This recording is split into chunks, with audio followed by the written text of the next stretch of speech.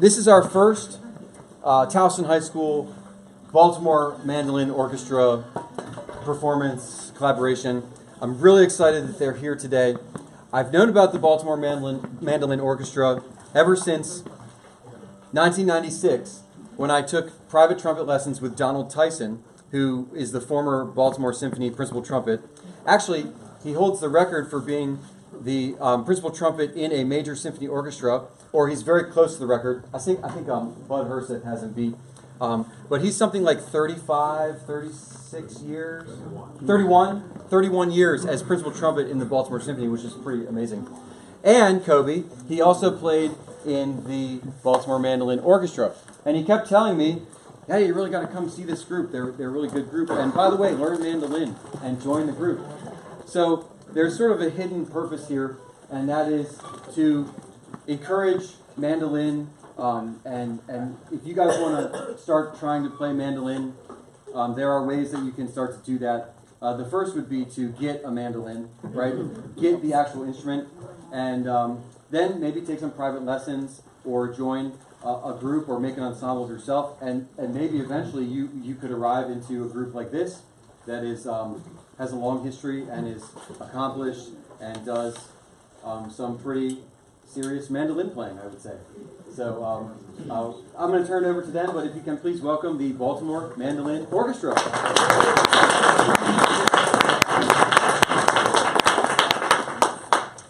Hello. My name's Kristen Turner, and I'm privileged to conduct this group. And actually, you'll probably think, well, it's kind of a pretty small group. It is, because this is not the whole orchestra. These are a very distinguished group of folks who are able to come out during the day, you know, rather than only in the evening. So that's why we're here like this. We'd really like to thank Mr. Olin for having us come out here, because I think this is a wonderful opportunity for some outreach. Now, the reason we're so glad to be here today is because we want to tell you about the mandolins and the mandolin orchestras and demonstrate something of their unique sound and amazing versatility, so that you can get a picture of how this is. We'll be giving you some information about them, and we'll definitely be playing some music. So now I would like to introduce Jim Blanchard, who's going to pretty much moderate the proceedings this afternoon. Any mandolin players out here, by the way? One? There's one. Two. I'm just going to start by introducing your name, right, Tom? No. I'm up at some point. Yeah, you're up now. Tom is going to talk about the history of the mandolin period. Tom Morton. The earliest known picture or painting of a stringed instrument is in the grottos in France, and it's dated back anywhere between 8,500 and 15,000 BC. The earliest stringed instruments were made out of gut. As they evolved, the original ones had a neck on it, no frets, and then they started using gut for frets as well. I guess they didn't care for cats. The earliest stringed instrument that survived to this day is the oud, and that's still played in Egypt and Near East countries. The oud got introduced into Spain in the 1200s by the Moors. The Moors invaded Spain, and I was told to keep it brief. I can't do that. They invaded Spain in 711, I think, and stayed for about 700 years. This climate was nice. And in the 12th century, they brought the oud in. That evolved into the lute. And then from there, a whole series of lute family instruments developed. One of them, to achieve a higher pitch for music, was developed in the Arab countries. It was called the bandora. In Italy, it became known as a mandola. And this is a mandola. And then, in a desire, again, over the next century or so, to have greater tonal diversity, they developed a mandolino, which is, in English, little mandola. So it's actually, I mean, just to create some strife and tension here, it's actually the mandola that is the king of mandolin family instruments. And the rest are derivatives. Anyone take calculus? And probably the most famous builder, I mean, obviously the mandolin got picked up in Italy. There were builders in Italy that continued to evolve the instrument. The early mandolas had 12 strings. Eventually, they settled on 8, which is 4 courses. They're pairs of identical notes. Now, if you play guitar, 12 strings, 12-string guitar is similar. There's 6 courses, but the bottom 4 are octave strings. These are all unison, so both strings are the same tone. Probably the most famous builder in Italy, mandolin builder, was Stradivarius, but he also became famous for building some other kinds of squeaky instruments. And I think the next chapter will be what happens from Italy, in Italy, and from there. Well, we're going to start with playing a song that is quintessentially Italian, and then I'll talk about mandolins in America and in Baltimore next. Our quintessentially Italian piece is called Santa Lucia.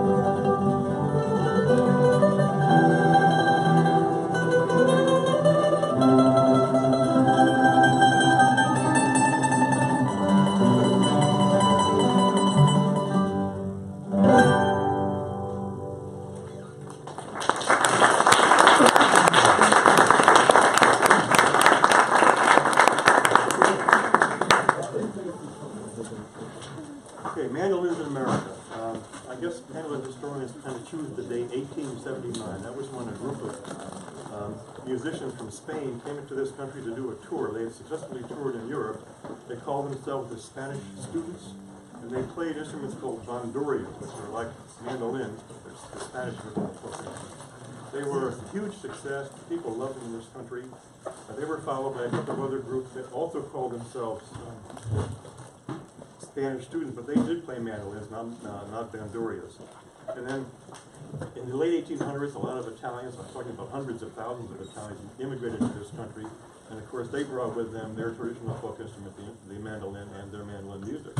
So the mandolin craze started, and it kind of gave birth to the what's called the golden age of mandolins in America, which lasted from about 1890 to the 1920s.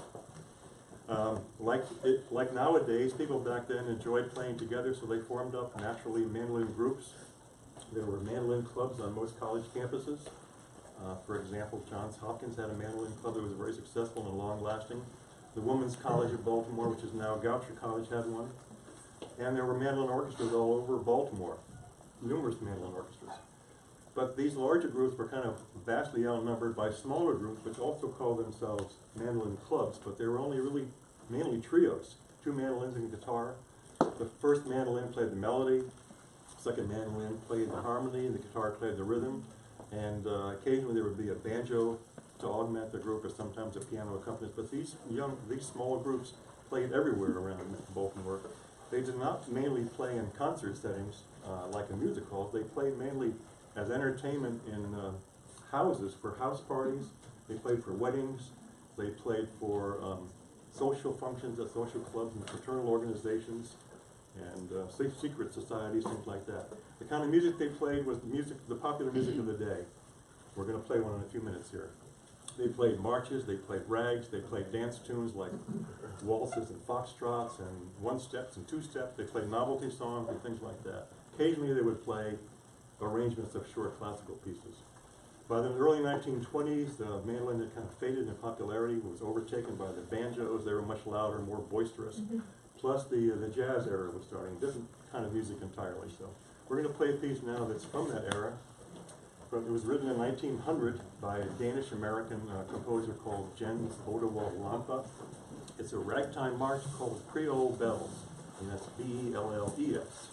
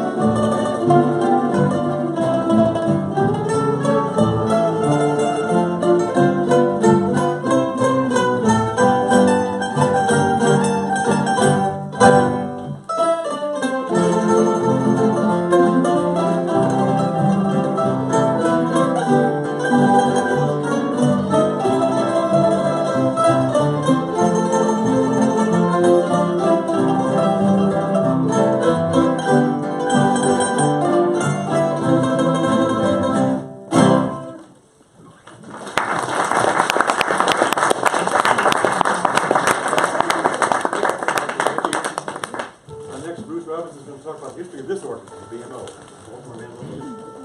Please forgive me if I'm not quite as factual as Jim. Jim wrote the history of the orchestra and pretty much everything else. In 1895 or so, a young man was born in Bavaria, and he began playing music in the family because that's what people did.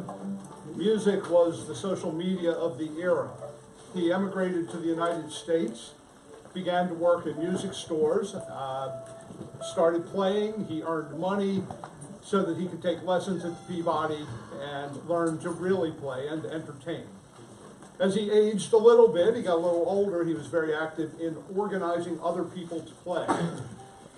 Some of the groups that Jim was mentioning, there were what's the other instrument you play? A string bass. Yeah, the band, Ukulele. I'm sorry. You get old, you forget stuff.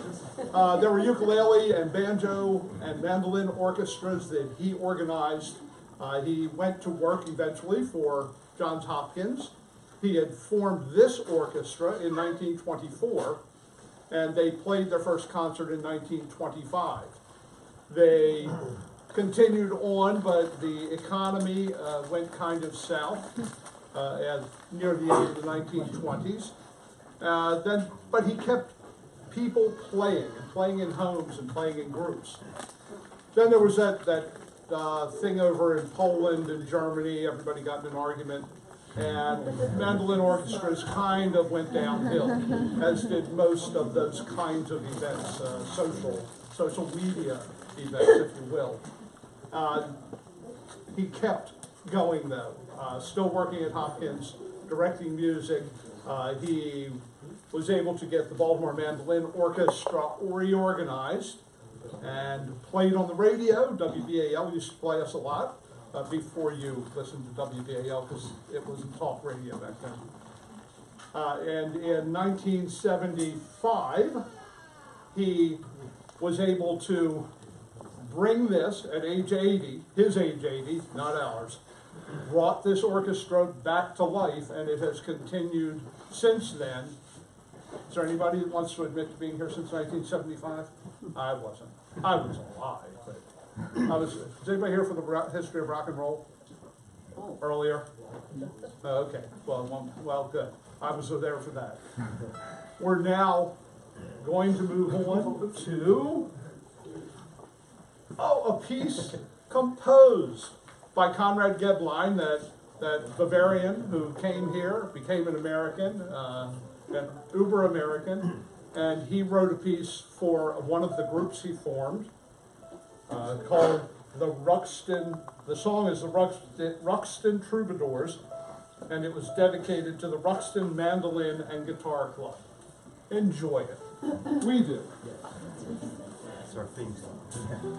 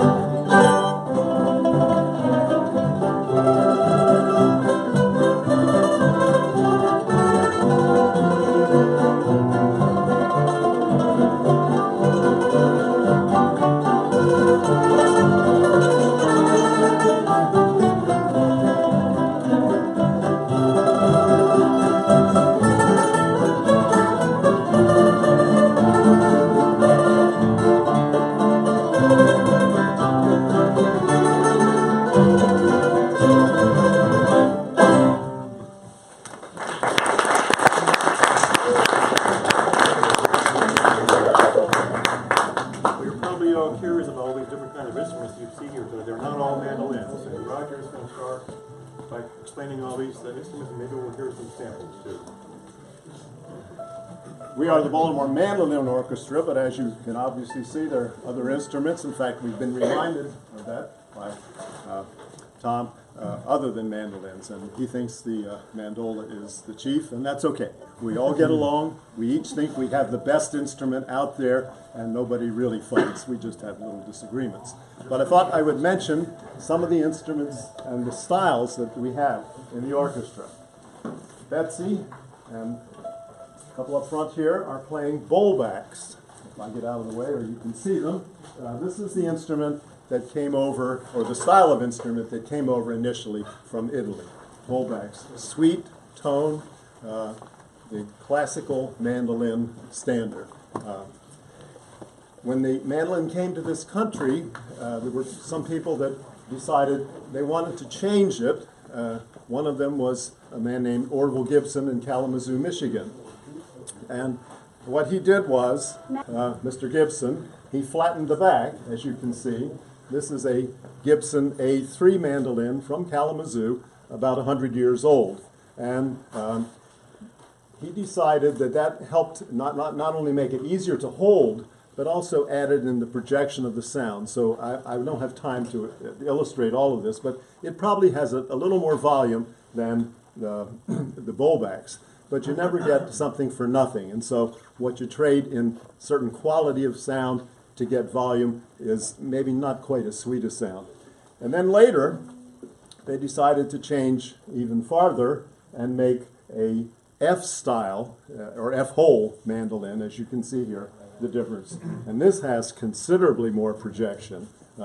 This is a true bluegrass instrument. They like mandolins that have the F-holes because they have a lot of sharpness of sound, and the mandolin is as much a rhythm instrument in a bluegrass band as it is a melody instrument. So this instrument with F-holes could be a different shape, but F-holes are the key thing as far as making it a rhythmical instrument for jazz players, pop players, but especially bluegrass players and folk players. Well, those are the mandolins, but we have mandolas, and I think they've been explained, but maybe all of our mandola players could hold up their instruments, if they will. And you see the one in the back that Tom has, he spoke to you before, is a true F style, as it's called, with the scroll and the F-hole sound holes. Thank you. That plays the same part as a a viola would play in a bowed string orchestra. Coming down the scale, we have our cello voiced instrument called, naturally enough, a mando cello. All right. And we have two. Hold them up higher so they can see. Notice both styles, but they play the exact same music. They tuned exactly alike, but they look entirely different. Some mandocellos started life as guitars, and they got altered by a luthier somewhere along the way. And then finally, bringing up the bass line is our mando bass player, Hal, today. So if you would hold that instrument. It takes dedication to play a keyboard bass. Big boy.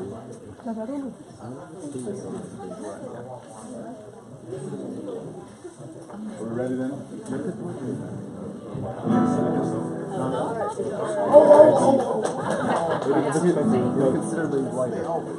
First time that's happened, and they're both my friends. To fill in the chords and the colors and so on, we have our irreplaceable classical guitar players, Tony and Chuck. Thank you so much.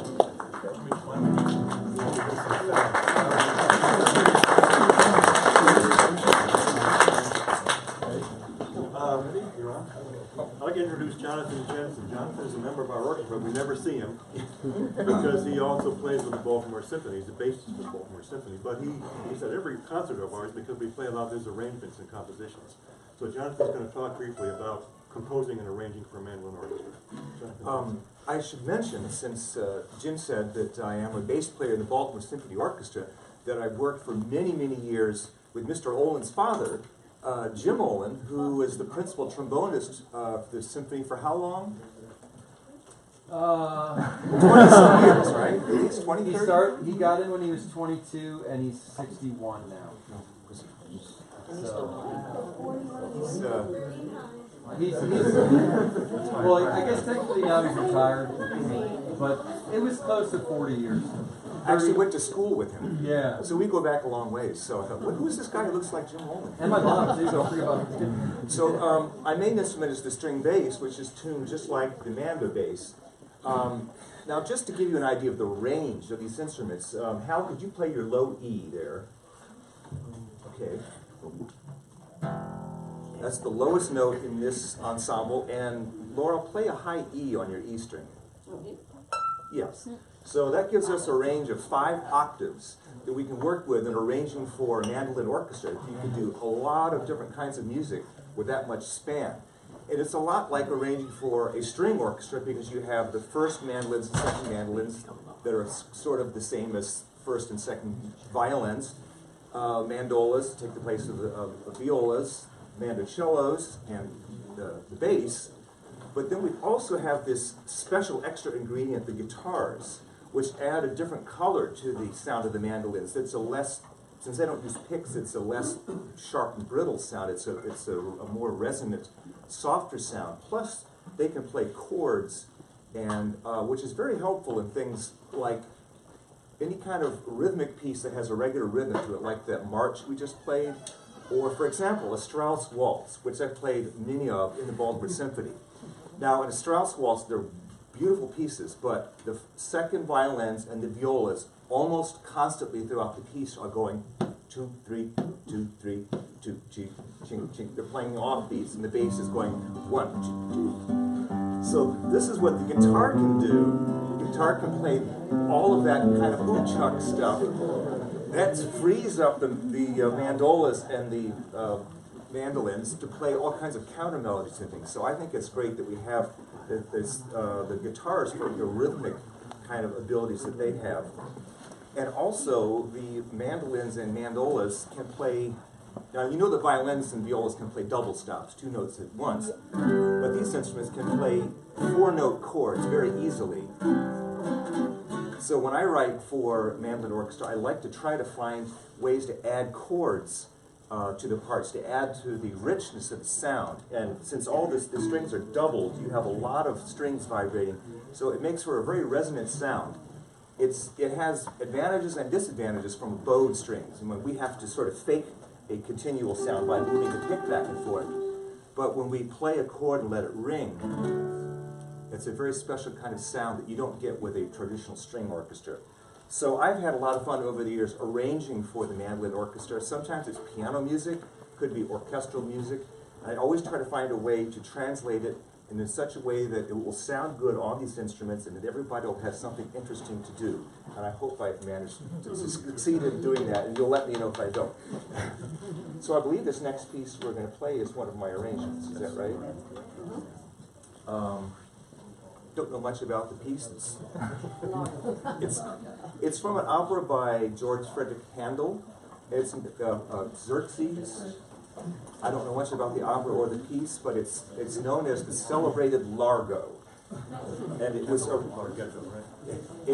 an aria for a tenor, but it was such a beautiful melody that's been arranged for all kinds of instruments and combinations. So I thought mandolin orchestra would be a good choice for this piece.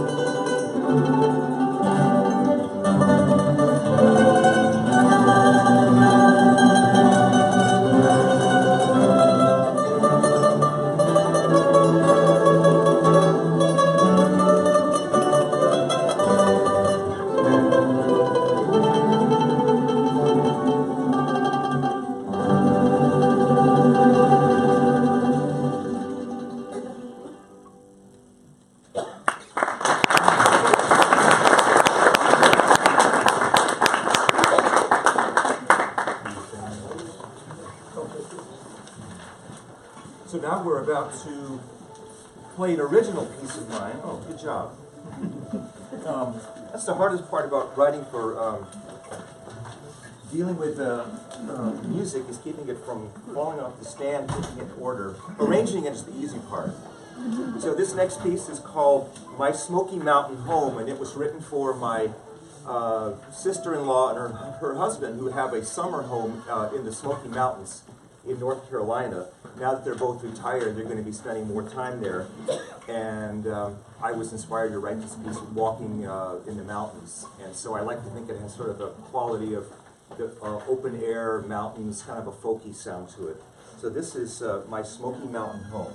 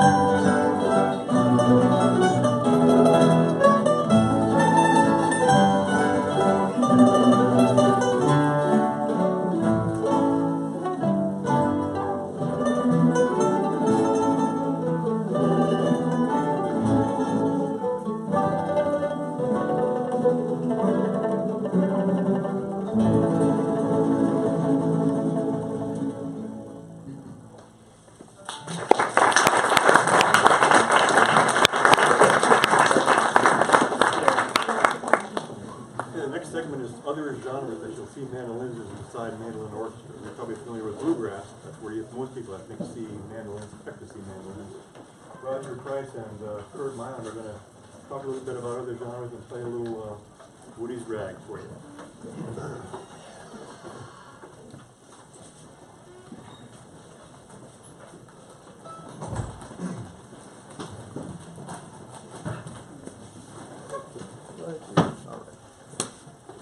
You will find mandolins in other places besides classical mandolin orchestras. As we mentioned, it forms a very important part of many a bluegrass band, and an occasional country band, and you will see them from time to time, even in a rock setting. And in Irish bands, more lately, the mandolin came to Irish music along with the banjo, the plectrum banjo. We have a member of our group who plays Irish music, and he plays mandolin with us, and he plays both mandolin and banjo in the Irish bars and places. where that's popular. Down through Appalachia, with the Scots-Irish migration in the early days of this country, the fiddle was the instrument in a lot of social gatherings. That provided it, and they clapped or they stamped their feet for rhythm. Later, when someone could afford a guitar, maybe a guitar was added. And then the mandolin came along, and it plays an important role in a lot of Americana music. Woody Guthrie, for instance, played the guitar. He wrote, "This land is your land, this land is my land." He's most often seen with the guitar, but he played mandolin as well. And he wrote a tune for the mandolin called Woody's Rag. And so my friend Kurt and I would like to play it for you today. Kurt lives not far from here and has been playing the mandolin for a good many years. Do you have any recollection how many years, Kurt? No, I don't, actually. I don't want to mention it anyway. All right. Kurt played for a lot of years in a local bluegrass band called County Council. They lived through a number of administrations, and they were completely nonpartisan. That was their secret to success. And one of their members is also playing the bass with us today, and he's going to stay there, but he'll join us a little bit on Woody's Rag. I must mention, County Council, our byline was, "We're not political, but we are controversial." So we would like to play a little style of mandolin that you might find a couple of old boys down in the Carolinas or Georgia or someplace down there. And one called up the other one and said, "She's gone out shopping. You want to come over and we'll play some music?" And so they sit on the back porch and they play something like this. You ready to go? I'm ready to go. 1, 2, 1, 2, 3, 4.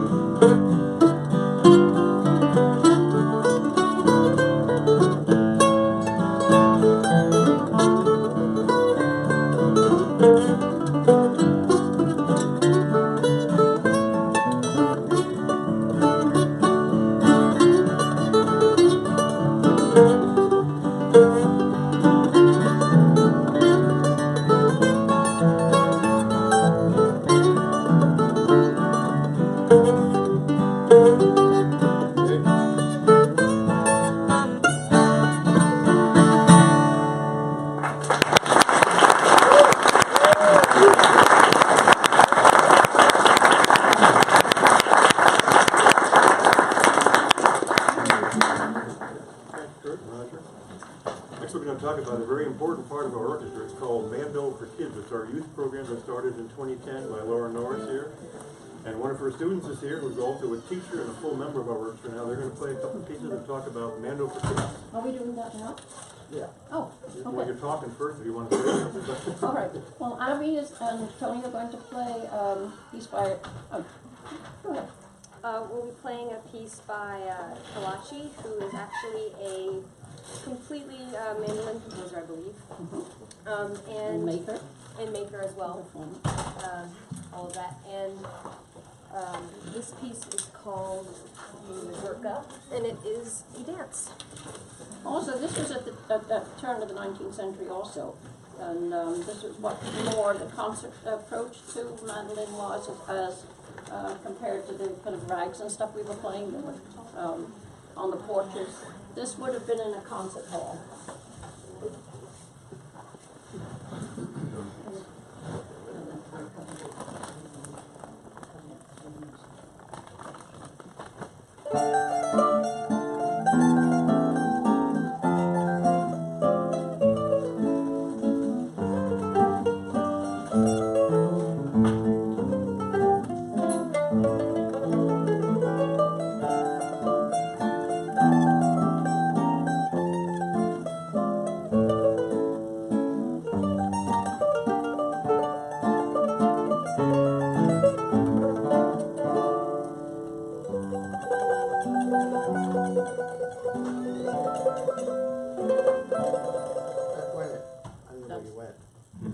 They're missing, cropping out the C.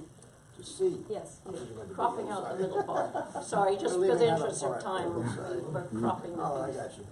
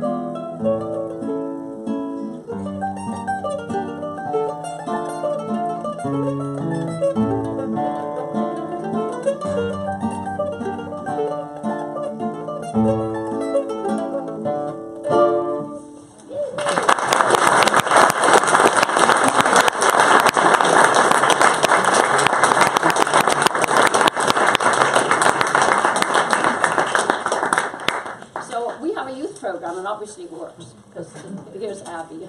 And Abby is part of the first graduating class we've had, and she's one of 8 in that original group. And we started the program in 2010 because we realized that nobody was really teaching classical music to mandolins anymore, because in this country bluegrass was in the ascendancy and classical mandolin kind of dropped. So we thought we'd do something about it, and Joyce was one of the friends that helped me. And we have a thriving program here in Baltimore, if any of you know elementary school kids, because we start them at 6 years old. And we have a whole curriculum written, because you can't go to a store and buy a curriculum that tells you how to teach classical mandolin. So we're very proud of it. And also, most of the information, if you want to have more information, we have a website. So please look up Mando for Kids. And thank you very much. And you want to split it with everything? We also, turning the clocks back, we're going to go back and just play just a sample of Vivaldi and the music that he wrote for mandolin. And Jim introduced the music that we played today as representative of what we call the golden age of mandolin at the turn of the century. But actually, there was probably a platinum age of mandolin way back in the 18th century. So we delve into a whole lot of that. And this is a concerto that he wrote for 2 mandolins, and Tony's going to play the basso continuo, and I need a stand. Other classical composers also wrote for mandolin. Beethoven and Mozart. Besides Mozart. Mozart. Yeah. The most famous one is probably the Mozart from Dante Valley, the Canzonetta, Yeah, the but Serenade. in its own right, the amount of composers that compose for this wonderful instrument is vast. And so there's never any shortage of music for us to play. So this is just a sample of all the mandolin concerto. Yes. And we're playing a little bit of the third movement. Oh, which part are you playing? Is this on the third? Third movement. Okay, ready?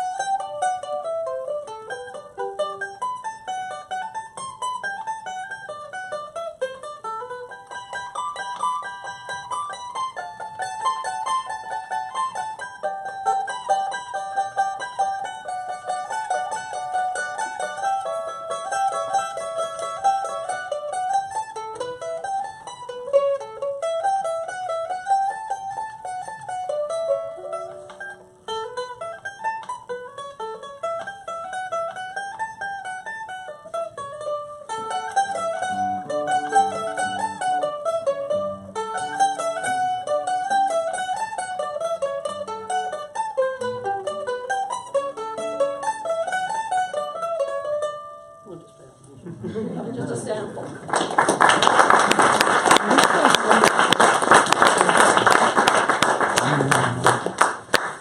So you're going to talk about sources? Okay. Yeah, no, that's fine. We've got 10 minutes or so. Still with us? You guys out there? Yeah. Sources for mandolin music. There are a lot of sources. There are publishers who still publish music for mandolin, especially there's a big one in Germany. We get a lot of music from the internet, you can imagine, and we also have some that's written for us and arranged and composed for us. We're going to play a couple pieces now if we have time. One is the one that we discovered on YouTube. One of our members found this piece, and we contacted the director. It was a mandolin orchestra in Switzerland that was playing this piece. It's a samba lele, by the way. And we contacted the director, and he actually arranged it, so we arranged to get this piece through a German publishing house, and it's a Brazilian folk tune, a children's tune, really pretty lively. It's called Samba Lele.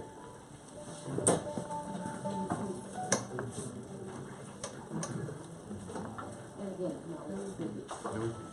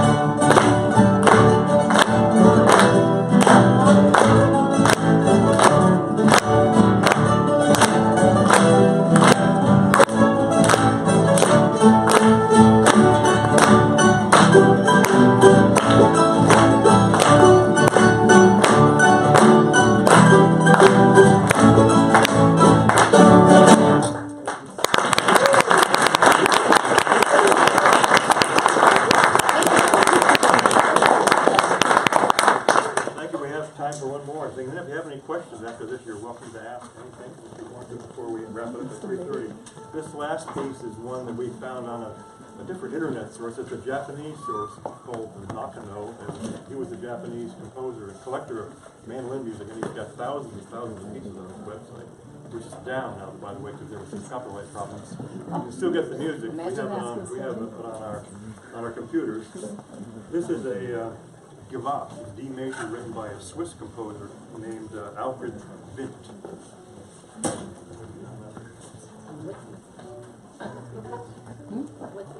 Yes, yeah, this is Andrew. Yeah, we'll do the whole. Oh, sorry. Sorry. Once more.